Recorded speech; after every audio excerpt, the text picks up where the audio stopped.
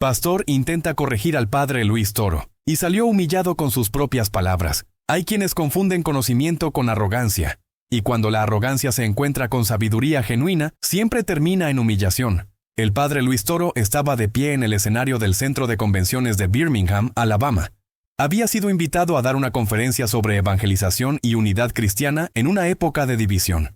El auditorio estaba lleno con más de 500 personas de diferentes denominaciones: católicos, metodistas, episcopales, luteranos e incluso algunos evangélicos que habían venido con mente abierta. La conferencia había sido organizada por una coalición ecuménica que buscaba fomentar diálogo entre tradiciones cristianas. El tema de esa mañana era fundamentos compartidos en la fe cristiana. El padre Luis había estado hablando durante 20 minutos sobre cómo todas las denominaciones cristianas compartían creencias esenciales sobre Cristo, la Trinidad y la salvación por gracia. Llevaba su sotana negra habitual con el crucifijo de madera colgando del cuello. Su voz era clara y calmada. No estaba predicando sino enseñando. Citaba escrituras de memoria. Hacía referencias a la historia de la Iglesia. Explicaba conceptos teológicos complejos en lenguaje accesible. Había hablado sobre los primeros credos cristianos, sobre cómo el credo de los apóstoles y el credo de Nicea eran aceptados por prácticamente todas las denominaciones cristianas, sobre cómo esto demostraba unidad fundamental a pesar de diferencias en prácticas y énfasis. Luego había comenzado a abordar diferencias específicas. Explicó que algunas diferencias entre católicos y protestantes eran más sobre lenguaje y énfasis que sobre doctrina esencial. Que cuando se entendían correctamente los términos, había más acuerdo de lo que la gente pensaba. Estaba justo explicando la doctrina católica sobre María cuando fue interrumpido. Un hombre se levantó de la sexta fila. Era alto, de unos 40 años, con traje oscuro y corbata roja. Tenía una Biblia grande en la mano. Su voz era fuerte y confiada cuando habló sin esperar ser llamado. Dijo que su nombre era Pastor Derek Morrison de la Iglesia Bíblica Palabra Viva.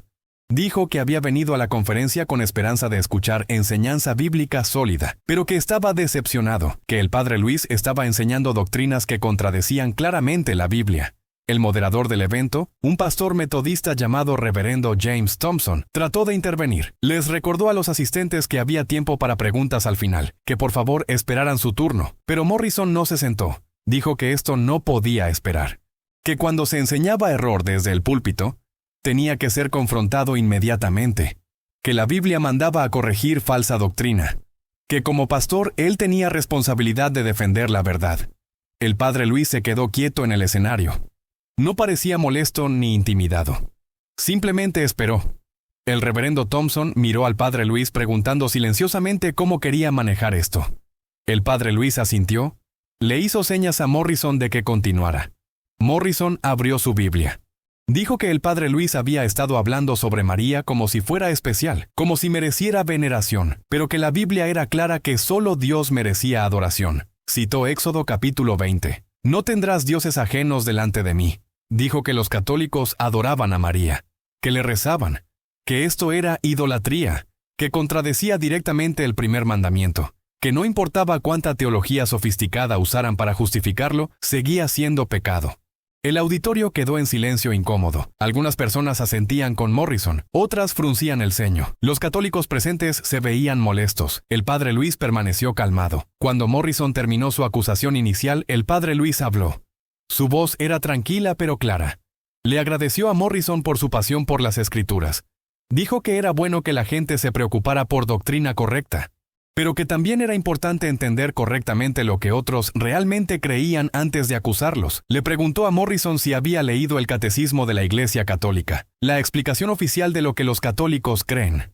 Morrison dijo que no necesitaba leer catecismos humanos, que solo necesitaba la Biblia. El padre Luis asintió. Dijo que entendía esa posición, pero que si iba a acusar a alguien de creer algo, primero debía verificar que realmente lo creyeran. Explicó que la Iglesia Católica no enseña adoración a María, que de hecho condena eso explícitamente, que hay diferencia entre adoración que solo se da a Dios y veneración o honor que se da a santos, que confundir los dos era malentender completamente la teología católica. Morrison interrumpió. Dijo que eso eran solo palabras, que en la práctica los católicos trataban a María como diosa, que le rezaban, que tenían estatuas de ella, que la llamaban Madre de Dios. El padre Luis levantó la mano pidiendo paciencia. Abordó cada punto sistemáticamente. Primero sobre rezar. Explicó que la palabra rezar simplemente significaba pedir, que cuando los católicos rezaban a María estaban pidiendo su intercesión, su oración, igual que cuando alguien le pide a un amigo que rece por ellos. Citó Santiago capítulo 5 versículo 16. La oración del justo es poderosa y eficaz. Dijo que si las oraciones de personas justas en la tierra eran poderosas, cuánto más las oraciones de los santos en el cielo que ya habían sido perfeccionados. Que pedir su intercesión no era adoración, era comunión de los santos. Morrison objetó. Dijo que los muertos no pueden oír, que María estaba muerta, que no podía escuchar oraciones. El padre Luis sonrió levemente. Citó Mateo capítulo 22, versículo 32. Dios no es Dios de muertos, sino de vivos. Explicó que desde la perspectiva cristiana, los que mueren en Cristo no están realmente muertos, están más vivos que nunca, que están en la presencia de Dios, que la muerte no rompe la comunión de la iglesia, que hay una iglesia militante en la tierra y una iglesia triunfante en el cielo, pero que ambas son una sola iglesia. Sobre las estatuas, el padre Luis fue directo. Preguntó a Morrison si él tenía fotos de su familia en casa. Morrison dudó. Dijo que sí. El padre Luis preguntó si adoraba esas fotos. Morrison dijo que por supuesto que no, que eran solo recordatorios de gente que amaba. El padre Luis dijo exactamente que las estatuas e imágenes en iglesias católicas servían el mismo propósito. Recordatorios de gente santa. Ayudas visuales para la devoción, no objetos de adoración. Que confundir honor con adoración era el mismo error que los iconoclastas habían cometido en el siglo VIII. Luego citó Éxodo capítulo 25. Donde Dios mismo ordenó a Moisés hacer querubines de oro para el arca del pacto. Si hacer imágenes fuera inherentemente malo, Dios no lo habría ordenado. El problema no era las imágenes, sino la idolatría. Adorar la imagen como si fuera Dios. Eso es lo que los católicos no hacían. Morrison estaba empezando a verse menos confiado, pero presionó sobre el título Madre de Dios.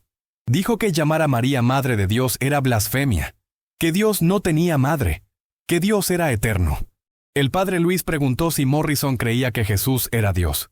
Morrison dijo que por supuesto. Totalmente Dios. El padre Luis preguntó si Morrison creía que María era la madre de Jesús.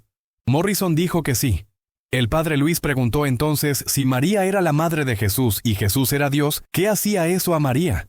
Morrison trató de explicar que María solo era madre de la naturaleza humana de Jesús, no de su naturaleza divina. El padre Luis asintió. Dijo que eso sonaba como la herejía nestoriana del siglo V, que dividía a Cristo en dos personas separadas, que el concilio de Éfeso había condenado eso en el año 431. Explicó que Jesús no era dos personas, era una persona con dos naturalezas, que María no dio a luz a una naturaleza, dio a luz a una persona, a Jesús, que era completamente Dios y completamente hombre, que por tanto era correcto y necesario llamarla Madre de Dios para preservar la unidad de Cristo. Citó Lucas capítulo 1 versículo 43, donde Elizabeth llama a María la Madre de mi Señor, que Señor era título divino, que si la Biblia misma llamaba a María Madre del Señor, los cristianos podían llamarla Madre de Dios. Morrison cambió de táctica. Dijo que incluso si todo eso fuera técnicamente cierto, los católicos todavía daban demasiado énfasis a María, que la hacían casi igual a Cristo, que eso quitaba gloria de Jesús. El padre Luis negó con la cabeza. Dijo que eso era malentender completamente el papel de María en teología católica, que María siempre apuntaba a Cristo, que su propósito era llevar gente a su Hijo. Citó Juan capítulo 2, las bodas de Caná, donde las últimas palabras de María registradas en la Biblia fueron «hagan lo que Él les diga». Dijo que eso resumía perfectamente la devoción mariana católica, María diciendo a todos que hagan lo que Jesús dice, que la honraban precisamente porque ella había sido tan perfectamente obediente a Dios, porque había dicho sí al plan de Dios, porque había cooperado con la salvación. Citó Lucas capítulo 1 versículo 48. Donde María profetiza que todas las generaciones la llamarán bienaventurada. Preguntó a Morrison si él la llamaba bienaventurada, si honraba esa profecía bíblica. Morrison no respondió. El padre Luis continuó. Dijo que él entendía las preocupaciones de Morrison, que había visto abusos, había visto devoción mariana que tal vez cruzaba líneas, pero que abusos no invalidaban uso correcto, que el hecho de que algunas personas pudieran tener devoción desequilibrada no significaba que toda devoción mariana era mala. Comparó con la Biblia misma. Dijo que algunas personas adoraban la Biblia como si fuera Dios. Eso era biblioidolatría. Pero eso no significaba que honrar y estudiar las Escrituras era malo. Significaba que necesitaba ser hecho correctamente. Morrison trató un último argumento. Dijo que independientemente de argumentos teológicos sofisticados, la Biblia era clara. Primera de Timoteo capítulo 2, versículo 5. Hay un solo mediador entre Dios y los hombres, Jesucristo hombre. Dijo que los católicos violaban esto al pedir a María que intercediera, que ponían a María como mediadora, que esto contradecía directamente la Escritura. Parecía confiado en que este punto era innegable. El padre Luis permaneció tranquilo. Preguntó a Morrison si él alguna vez había pedido a alguien que rezara por él. Morrison dijo que sí. El padre Luis preguntó si eso hacía a esa persona mediadora, si violaba el versículo que acababa de citar. Morrison dijo que no, que eso era diferente. El padre Luis preguntó cómo. Morrison explicó que cuando pedía a alguien que rezara por él, no estaban mediando, solo estaban orando. El padre Luis asintió. Exactamente. Dijo que eso era precisamente lo que los católicos creían sobre María y los santos, que no mediaban en el sentido de Primera de Timoteo, solo oraban junto con nosotros. Explicó que Cristo era el único mediador de salvación, el único camino al Padre, pero que eso no eliminaba la oración intercesora, que de hecho Pablo constantemente pedía a las iglesias que rezaran por él, que si pedir oración intercesora violaba Primera de Timoteo, entonces Pablo era hereje. Citó Apocalipsis capítulo 5, versículo 8. Los 24 ancianos en el cielo ofreciendo las oraciones de los santos a Dios. Dijo que esto mostraba intercesión celestial, seres en el cielo presentando oraciones a Dios. Si era bíblico allí, era bíblico pedir a María que hiciera lo mismo. Morrison estaba visiblemente frustrado. Había venido confiado en que podía exponer errores católicos fácilmente, pero cada argumento que hacía era respondido con escritura y lógica. El padre Luis no estaba siendo defensivo, estaba enseñando pacientemente. El auditorio estaba completamente silencioso. Todos escuchaban intensamente. Algunas personas tomaban notas. Esto había dejado de ser interrupción y se había convertido en lección improvisada de apologética. Morrison intentó otra vez. Dijo que la Biblia nunca menciona asumir a María al cielo, que los católicos inventaron esa doctrina, que no tenía base bíblica. El padre Luis admitió que la palabra asunción no estaba en la Biblia, pero preguntó si la palabra Trinidad estaba en la Biblia. Morrison dudó. Admitió que no.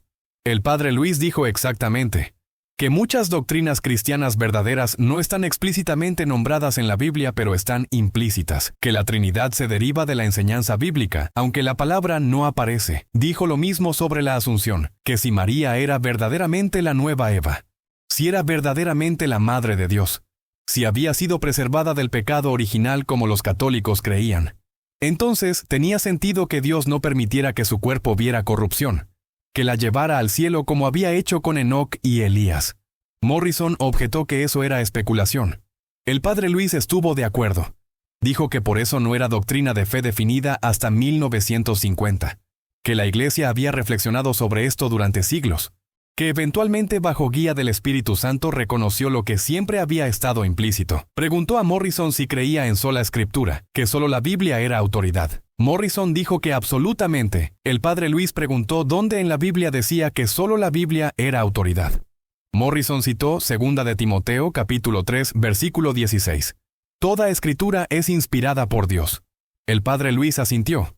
Dijo que ese versículo afirmaba que la escritura era inspirada, pero no decía que solo la escritura era autoridad.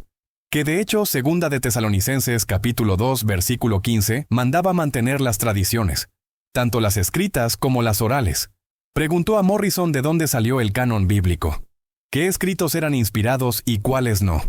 Morrison dijo que el Espíritu Santo guió eso. El padre Luis preguntó cómo, a través de qué medio. Morrison no tenía respuesta clara. El padre Luis explicó que fue la iglesia primitiva quien discernió el canon. Los concilios de Hipona y Cartago en los años 390, que la Biblia no cayó del cielo con tabla de contenidos, que fue la tradición de la iglesia guiada por el Espíritu Santo, la que identificó qué libros eran escritura. Dijo que afirmar sola escritura era paradójicamente confiar en tradición extrabíblica, que la Biblia misma no enseñaba sola escritura, que era tradición protestante del siglo XVI, válida como tradición pero no bíblica en sí. Morrison estaba visiblemente molesto ahora. Su confianza inicial había evaporado. Trató de cambiar de tema. Preguntó sobre el Papa, sobre cómo los católicos podían creer que un hombre era infalible, que eso era ridículo, que todos pecaban, que dar autoridad final a un humano era peligroso. El padre Luis suspiró. Dijo que Morrison estaba malentendiendo la doctrina de infalibilidad papal, que no significaba que el Papa no pecaba, que no significaba que todo lo que el Papa decía era correcto, que solo aplicaba a declaraciones formales sobre fe y moral hechas ex cátedra. Explicó que esta doctrina protegía verdades esenciales, que aseguraba que la Iglesia no se desviara fundamentalmente de la fe apostólica, que era similar a cómo los protestantes creían que la Biblia era infalible, que era mecanismo de protección. Preguntó a Morrison cómo él sabía que su interpretación de la Biblia era correcta. Morrison dijo que el Espíritu Santo lo guiaba. El padre Luis preguntó si otros pastores que interpretaban pasajes diferentemente también eran guiados por el Espíritu Santo, o solo Morrison tenía razón. Señaló que había más de 30,000 denominaciones protestantes, todas afirmando ser guiadas por el Espíritu Santo, todas interpretando la Biblia diferentemente, todas diciendo que solo la Biblia era autoridad pero llegando a conclusiones contradictorias. Dijo que el magisterio de la Iglesia con el Papa a la cabeza proporcionaba unidad, que prevenía fragmentación infinita, que era lo que Jesús había querido cuando oró en Juan capítulo 17 que todos fueran uno. Morrison acusó al padre Luis de argumentar por tradición sobre escritura. El padre Luis corrigió. Dijo que argumentaba por escritura y tradición trabajando juntas, que eso era el modelo del Nuevo Testamento, que la iglesia primitiva no tenía Nuevo Testamento completo durante décadas, que dependían de tradición oral y autoridad apostólica. Citó 1 Corintios capítulo 11 versículo 2. Donde Pablo elogia a los corintios por mantener las tradiciones tal como él las entregó. Citó 2 de Timoteo capítulo 1 versículo 13. Retén la forma de las sanas palabras que de mí oíste. Dijo que el Nuevo Testamento mismo afirmaba tradición oral como autoritativa, que reducir todo a solo escritura era inventar algo que la Biblia no enseñaba. Morrison trató un ángulo diferente. Preguntó sobre el purgatorio. Dijo que no estaba en la Biblia, que era invención medieval para asustar a la gente y vender indulgencias. El padre Luis negó con la cabeza. Explicó que el purgatorio era simplemente el estado de purificación después de la muerte, para aquellos que morían en gracia de Dios, pero todavía tenían apegos al pecado, que era basado en la creencia de que nada impuro podía entrar al cielo, que Apocalipsis capítulo 21 versículo 27 lo afirmaba. Citó 1 Corintios capítulo 3 versículos 12 al 15. Sobre cómo el trabajo de cada persona sería probado por fuego, que algunos se salvarían pero como a través del fuego, que esto implicaba purificación post-mortem para los salvos. Citó 2 de Macabeos capítulo 12 versículos 43 al 46. Sobre rezar por los muertos. Morrison interrumpió. Dijo que Macabeos era apócrifo, que no era escritura real. El padre Luis preguntó según quién. Explicó que Macabeos estaba en el canon usado por Jesús y los apóstoles, la Septuaginta griega, que los escritores del Nuevo Testamento citaban de libros deuterocanónicos, que solo fue en el siglo XVI que Lutero los removió porque contradecían sus doctrinas. Preguntó por qué Morrison confiaba en Lutero para decidir el canon más que en la iglesia primitiva. Morrison dijo que Lutero restauró el canon hebreo original.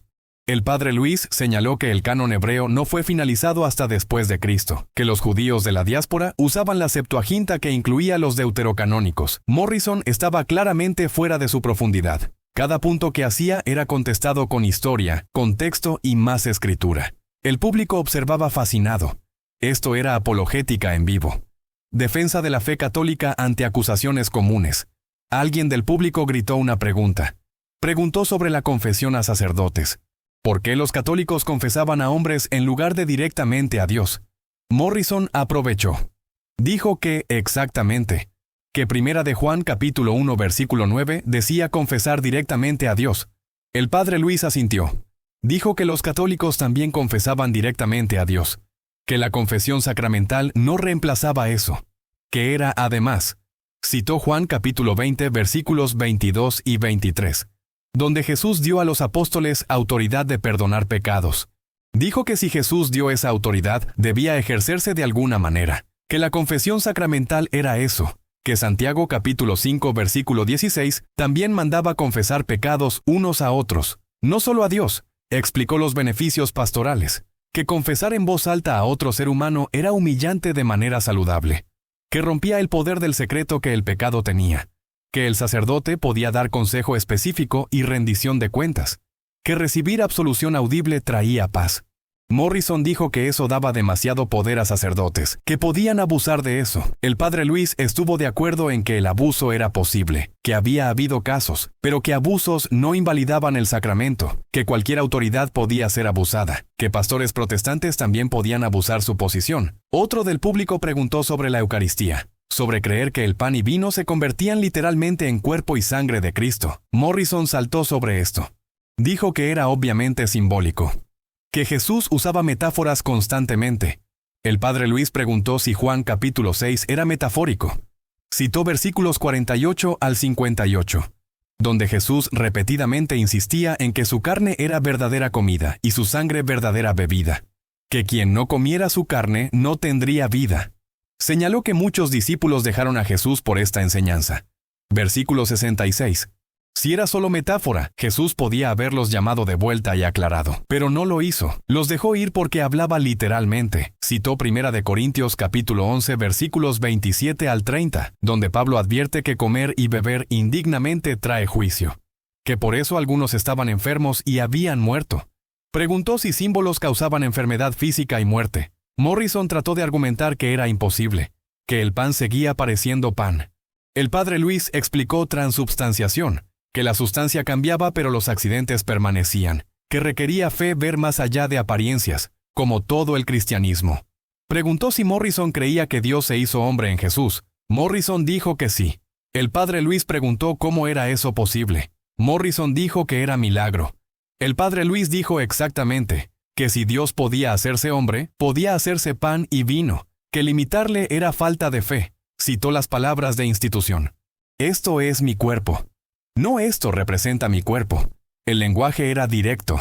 Claro, sin indicación de metáfora. Morrison estaba exhausto. Había venido a corregir al padre Luis, a exponer errores católicos, pero cada acusación había sido desmantelada, cada argumento respondido, no con hostilidad sino con paciencia y conocimiento profundo. El reverendo Thompson aprovechó una pausa. Agradeció a Morrison por su participación. Dijo que había sido diálogo importante, que este tipo de intercambio ayudaba a todos a entender mejor.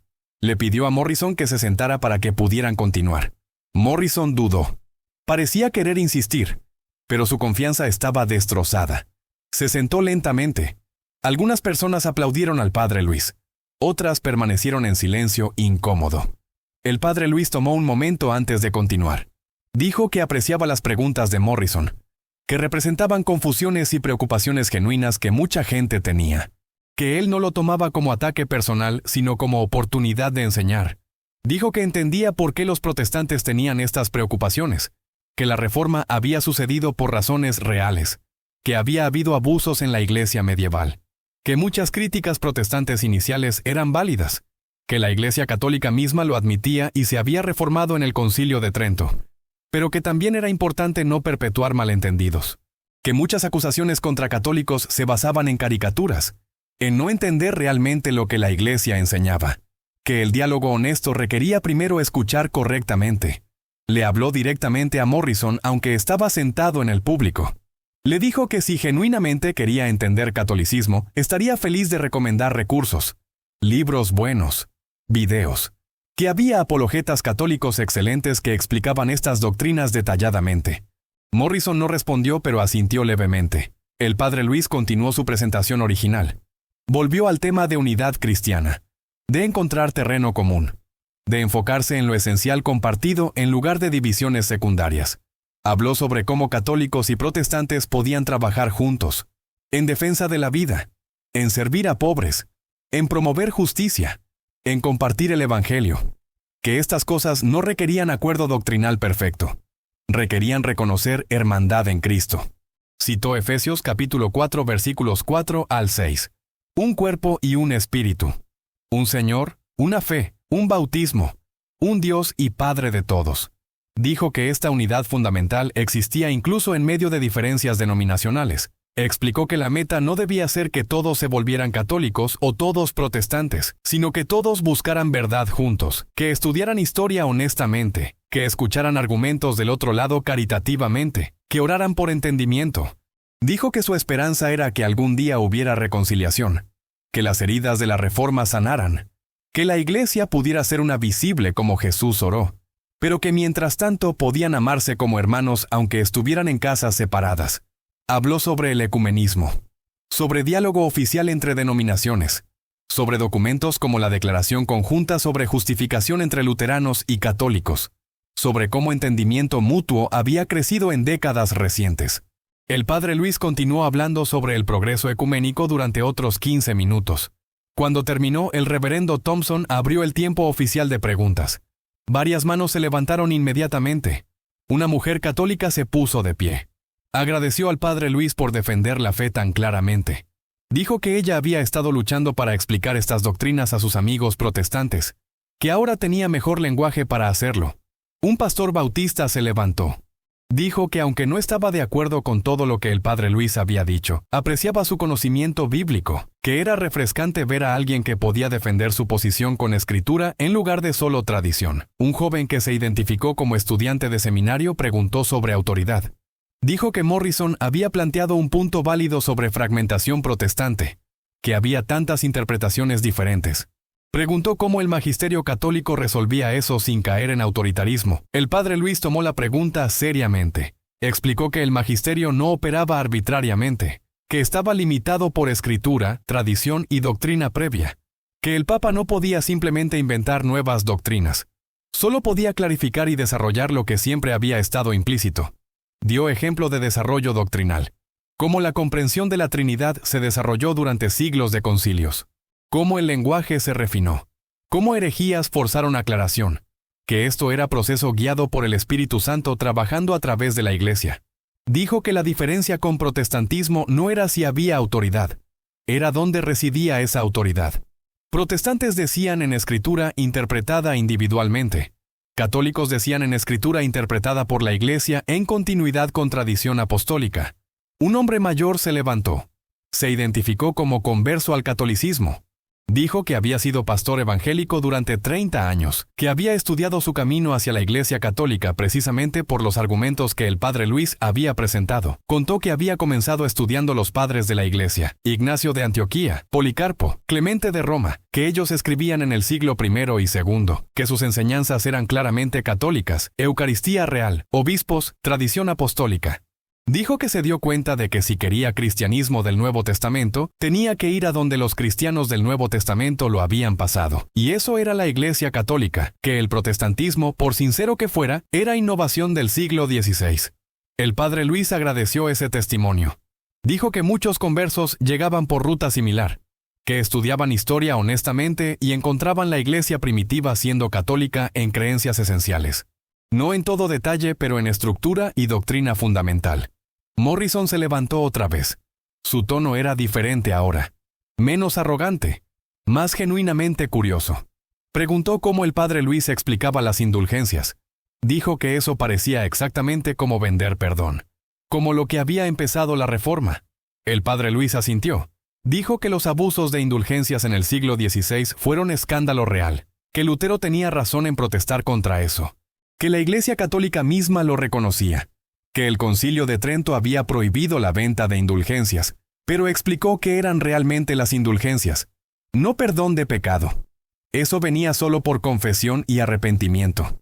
Las indulgencias eran remisión de castigo temporal por pecados ya perdonados, basado en el tesoro de méritos de Cristo y los santos aplicado por la Iglesia. Admitió que era doctrina compleja, que había sido abusada históricamente, que la Iglesia había reformado su aplicación. Que en forma moderna las indulgencias generalmente requerían oración, obras de caridad o peregrinación, nada de dinero. Morrison preguntó por qué era necesario si Cristo había pagado todo en la cruz. El padre Luis explicó la diferencia entre culpa y consecuencia. Que si alguien robaba y luego se arrepentía, Dios perdonaba la culpa, pero todavía debían devolver lo robado. Las consecuencias permanecían. Dijo que el pecado dañaba no solo relación con Dios, sino el orden del universo, que restauración completa requería purificación, que esto podía pasar en esta vida o en el purgatorio. Las indulgencias aceleraban ese proceso. Una mujer levantó la mano, preguntó sobre santos. ¿Por qué los católicos necesitaban santos cuando tenían a Jesús? El padre Luis sonrió. Dijo que era como preguntar por qué necesitaban amigos cuando tenían madre, que diferentes relaciones cumplían diferentes propósitos.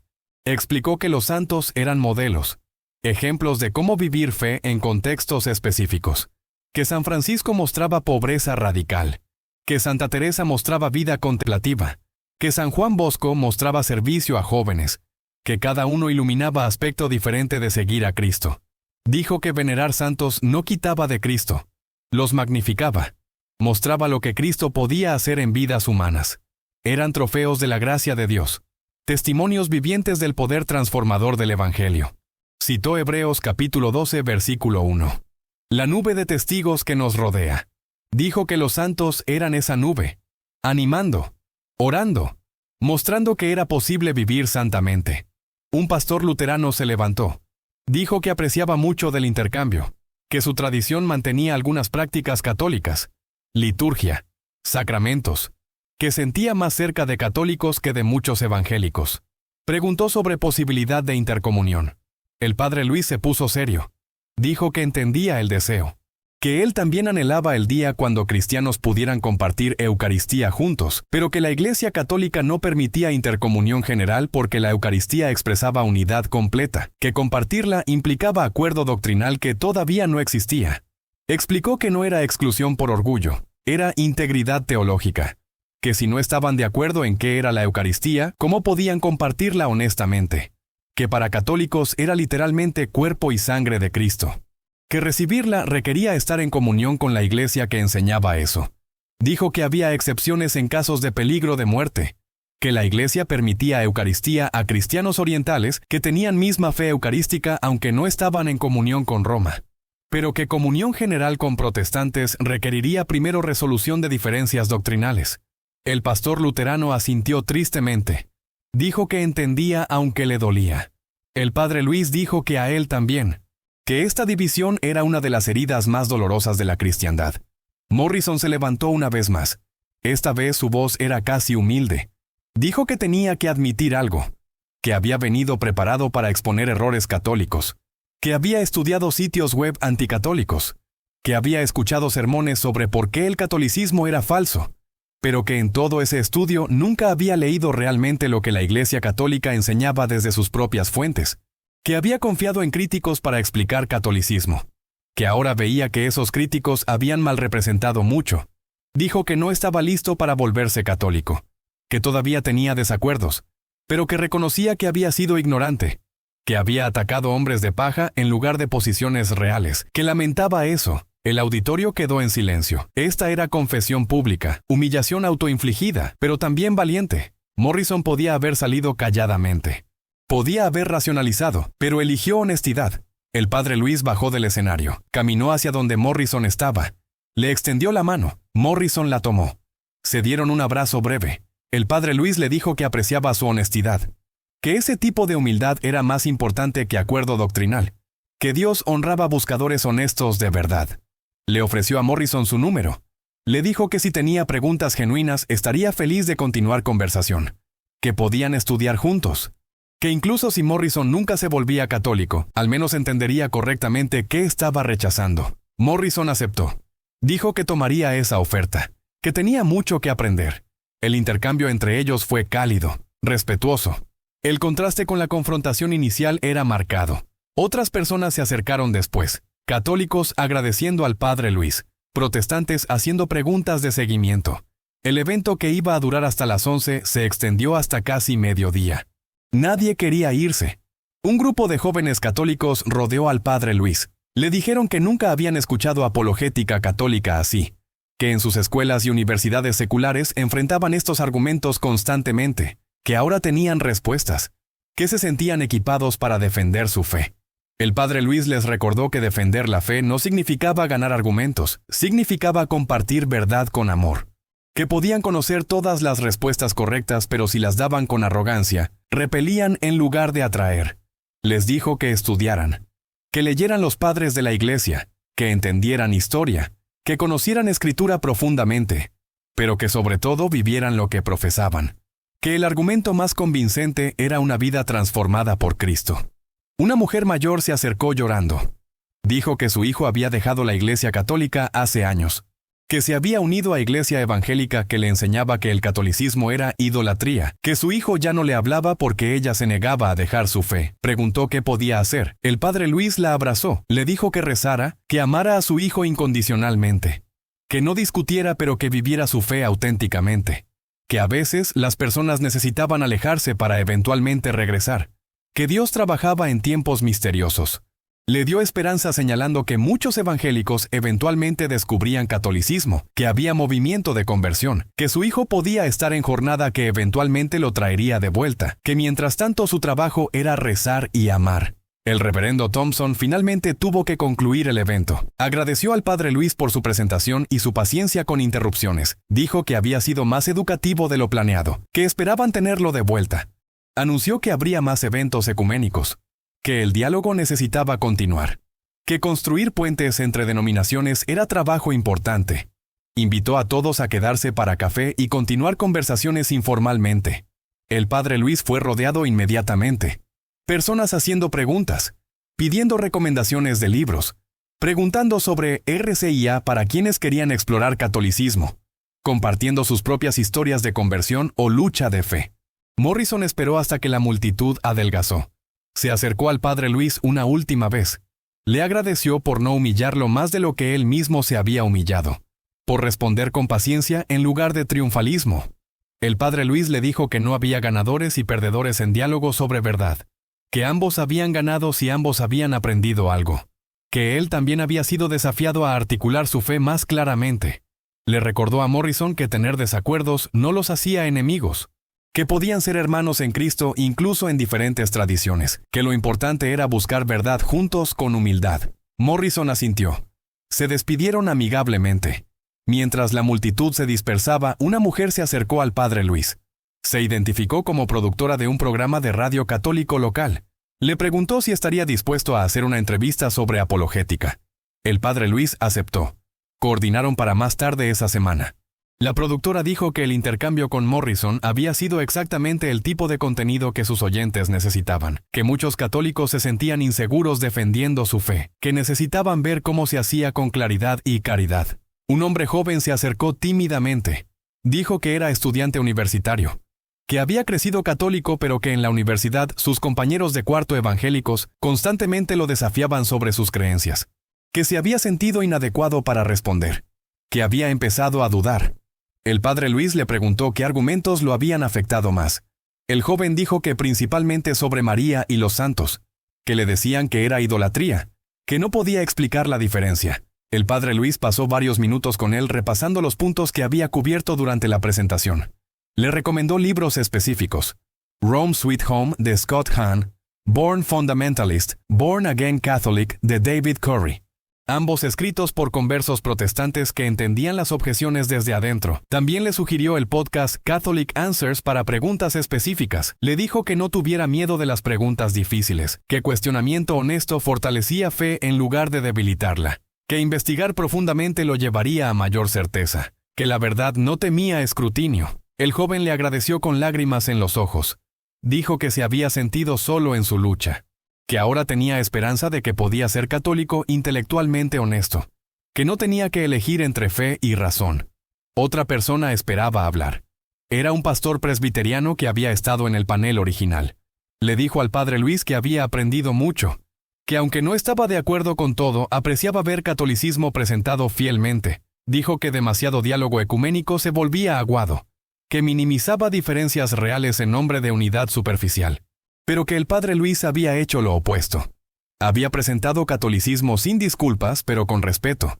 Había mostrado que se podía tener convicciones fuertes y aún dialogar productivamente. El padre Luis agradeció eso. Dijo que ecumenismo falso no servía a nadie, que pretender que las diferencias no existían o no importaban era deshonesto, que verdadera unidad requería primero entendimiento honesto de desacuerdos, que su esperanza era que incluso si nunca lograban unidad completa, al menos podían tener respeto mutuo basado en conocimiento real, que católicos y protestantes podían reconocerse como hermanos incluso cuando discrepaban sobre eclesiología y sacramentos. El pastor presbiteriano estuvo de acuerdo. Propuso organizar más diálogos, quizás una serie donde diferentes tradiciones presentaran sus creencias distintivas honestamente. donde hubiera tiempo para preguntas genuinas sin confrontación hostil. El padre Luis dijo que participaría gustosamente. Una pareja mayor se acercó. El esposo era católico, la esposa protestante.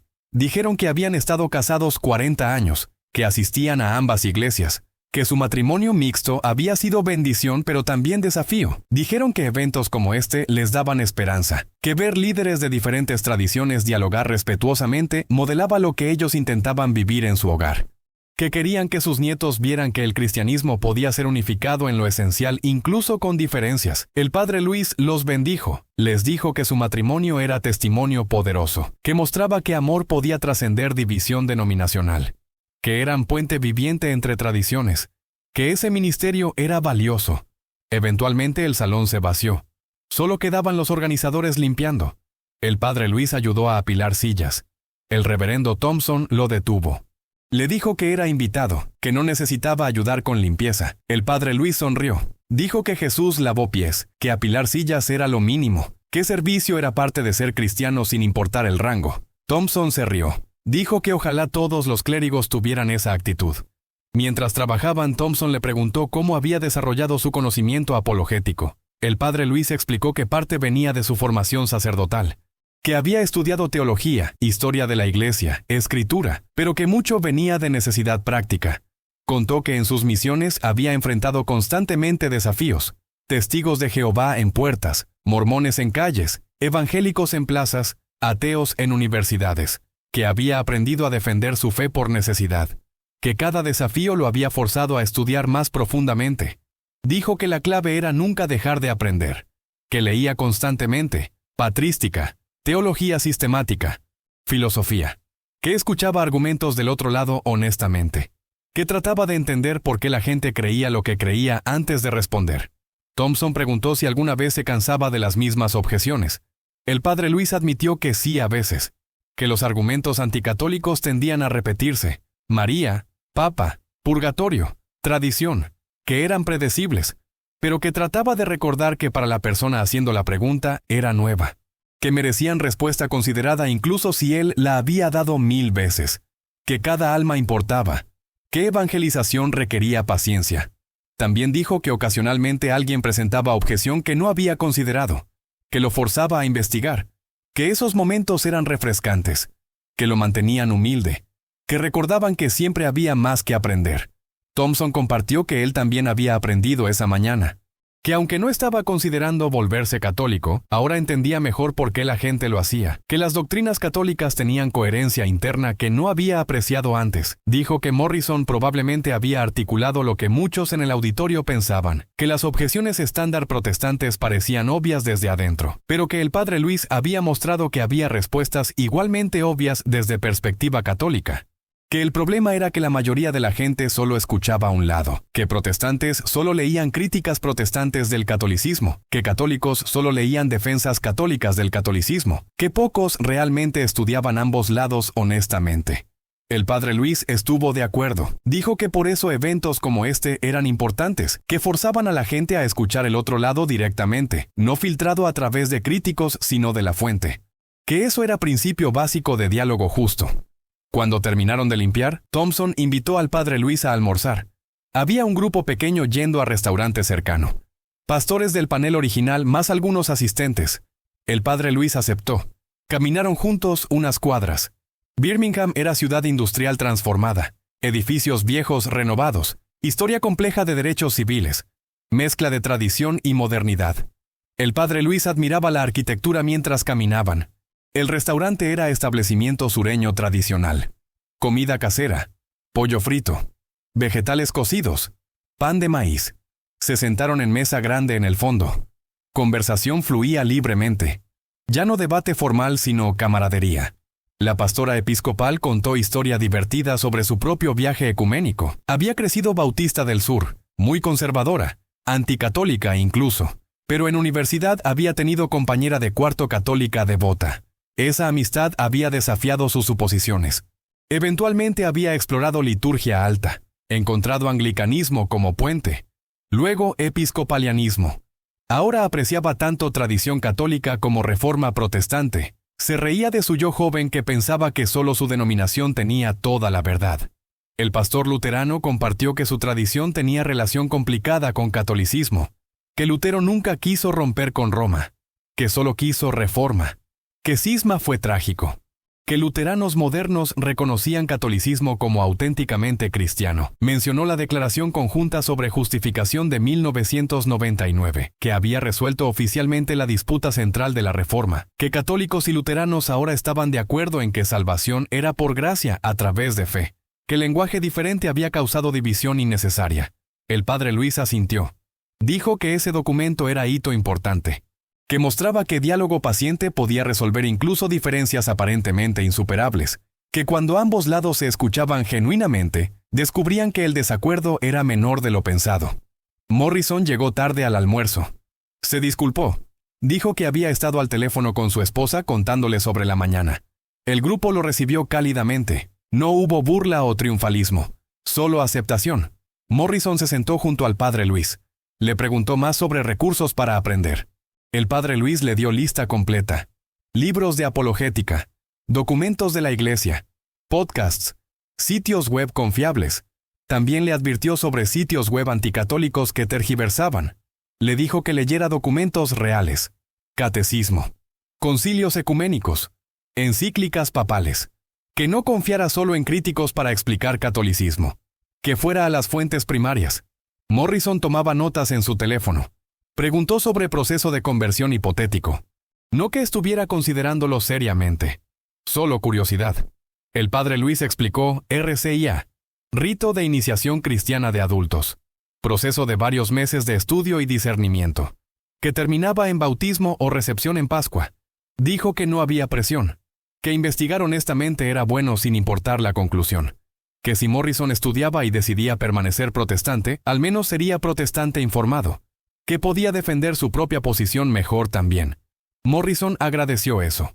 Dijo que apreciaba que el padre Luis no estuviera siendo vendedor agresivo, que solo presentaba verdad y dejaba al Espíritu Santo trabajar, que eso era más persuasivo que técnicas de alta presión. La conversación se movió a temas más ligeros. Deportes, política local, experiencias divertidas en ministerio. El grupo se rió juntos, compartió comida, disfrutó compañerismo. Denominaciones diferentes pero hermanos en Cristo. Cuando terminaron, se despidieron afectuosamente. Intercambiaron números. Prometieron mantenerse en contacto. El padre Luis tenía vuelo esa tarde. Necesitaba regresar a su hotel para empacar. Thompson lo llevó en auto. Durante el viaje reflexionaron sobre la mañana. Thompson dijo que probablemente sería hablado en Birmingham durante tiempo, que rara vez había visto intercambio apologético tan claro en vivo, que muchas personas habían grabado partes en sus teléfonos, que probablemente estaría en redes sociales, que esperaba que se compartiera ampliamente, que católicos y protestantes necesitaban ver que se podía dialogar así. El padre Luis llegó a su hotel y subió a su habitación. Se sentó un momento en la cama procesando todo lo que había sucedido. Había venido a Birmingham para dar una conferencia sobre unidad cristiana. No había esperado confrontación pública con un pastor evangélico, pero reflexionando se dio cuenta de que había sido providencial. Morrison había articulado objeciones que millones de protestantes tenían, y al responderlas públicamente, el padre Luis había equipado a cientos de personas presentes para defender su fe. Pensó en Morrison específicamente, en cómo había venido con tanta confianza, con certeza absoluta de que expondría errores católicos, pero que cada argumento había sido desmantelado no con hostilidad, sino con paciencia y conocimiento profundo. Lo más importante era cómo había terminado, con Morrison admitiendo humildemente que había estado equivocado, que había atacado caricaturas en lugar de doctrinas reales. Esa honestidad era rara y valiosa. Mostraba corazón genuinamente buscador de verdad. El padre Luis se arrodilló junto a la cama. Rezó por Morrison, porque su búsqueda de verdad continuara, porque el Espíritu Santo lo guiara. No necesariamente al catolicismo si ese no era el camino de Dios para él, pero a mayor entendimiento y humildad. Rezó por todos los presentes esa mañana, por los católicos que habían sido fortalecidos en su fe, por los protestantes que habían sido desafiados a reconsiderar sus posiciones, por los que estaban explorando conversión, por los matrimonios mixtos tratando de navegar diferencias. Rezó por unidad cristiana, por el día cuando todas las denominaciones pudieran reconocerse mutuamente plenamente. cuando las heridas de la Reforma finalmente sanaran, cuando la iglesia pudiera ser una visible como Cristo, oró. Se levantó y empezó a empacar. Miró por la ventana de su habitación hacia la ciudad de Birmingham, una ciudad con historia compleja, que había conocido división profunda durante el movimiento de derechos civiles, pero que había encontrado camino hacia reconciliación. Pensó en paralelos con división cristiana, cómo heridas antiguas persistían, cómo malentendidos se perpetuaban generación tras generación, pero también cómo eventos como el de esa mañana podían ser pasos pequeños hacia sanación. Sabía que un debate no cambiaría siglos de separación, que Morrison probablemente no se volvería católico, que la mayoría de protestantes presentes mantendrían sus convicciones, pero al menos ahora había más entendimiento, menos caricatura, más respeto mutuo. Terminó de empacar y cerró su maleta. Miró su reloj. Tenía tiempo antes de ir al aeropuerto. Decidió caminar un poco, explorar Birmingham brevemente, respirar aire fresco después de mañana intensa. Salió del hotel y caminó por las calles del centro. Pasó por el parque Kelly Ingram con sus estatuas conmemorando el movimiento de derechos civiles. Leyó las placas. Pensó en valentía de quienes habían luchado por justicia. Vio paralelos con defender la fe. No era lo mismo, obviamente. Derechos civiles eran literalmente vida o muerte. Disputas teológicas no. Pero ambos requerían valentía. Ambos requerían estar firme en la verdad con amor. Ambos requerían diálogo paciente incluso con oposición. Regresó al hotel. Pidió taxi al aeropuerto. Mientras viajaba pensó en su próximo destino. Más conferencias, más oportunidades de enseñar, más probables confrontaciones con aquellos que malentendían catolicismo. Pero estaba listo. No con arrogancia sino con confianza tranquila. Confianza en que la verdad podía defenderse, que la fe católica tenía fundamentos sólidos, que conocimiento profundo de escritura, historia y tradición proporcionaba respuestas a objeciones honestas. Llegó al aeropuerto. Pasó por seguridad. Esperó en la puerta. Abrió su breviario y rezó las horas. Meditó en los salmos. Encontró paz en liturgia familiar. Cuando anunciaron su vuelo, abordó. Se acomodó en su asiento. Cerró los ojos mientras el avión despegaba. Pensó en Morrison una última vez. En cómo había llegado como adversario y partido como hermano. En cómo humildad había transformado confrontación en comunión. Sonrió. Había sido mañana buena. Mañana donde la verdad había sido defendida. Donde almas habían sido alimentadas, donde puentes habían sido construidos, donde el evangelio había brillado a través de diálogo respetuoso. Y eso era suficiente.